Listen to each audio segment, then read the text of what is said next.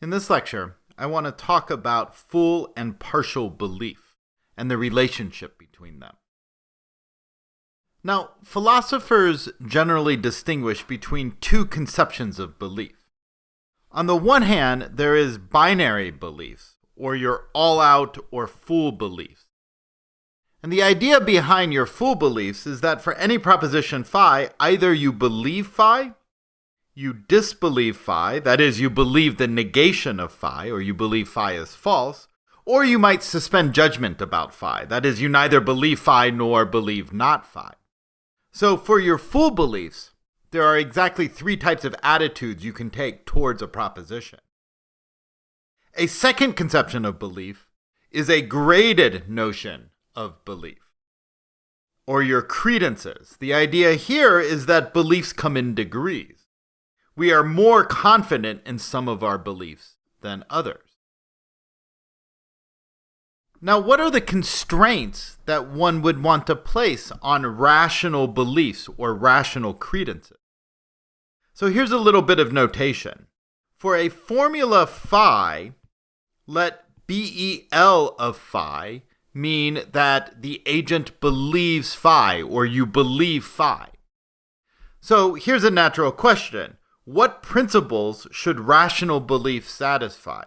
So what principles should this, you can think of this as an operator that applies to formula. It's true of a formula if the agent under consideration, let's say you, believes that phi is true. So here's one natural property, consistency. If you believe phi, then phi is satisfiable. That is, phi is not a contradiction. You can't believe any contradictions. So if you believe phi, then there must be a row of the truth table for phi in which phi is true. Second, an aggregation property. If you believe phi and you believe psi, then you must believe the conjunction of phi and psi. So if you rationally believe phi and you rationally believe psi, then it's rational to believe both phi and psi. Now let CR of phi be the credence of phi. This is your graded belief in phi. So what properties correspond to the consistency assumption for rational belief, for your full beliefs? Well, a natural assumption is that rational credences should satisfy the axioms of probability. In this lecture, I'm really interested in what is the relationship between your full beliefs and your credences. So you have your credences, say you have a credence in the formula phi, maybe this is 0.75, but you have this separate attitude you could take towards phi. You might be able to, maybe you believe phi, or you believe the negation of phi, or you suspend judgment about phi. So the question is, what exactly is the relationship between your credence in phi and your belief in phi? Here's one principle that you might postulate. And you can think of this as a bridge principle.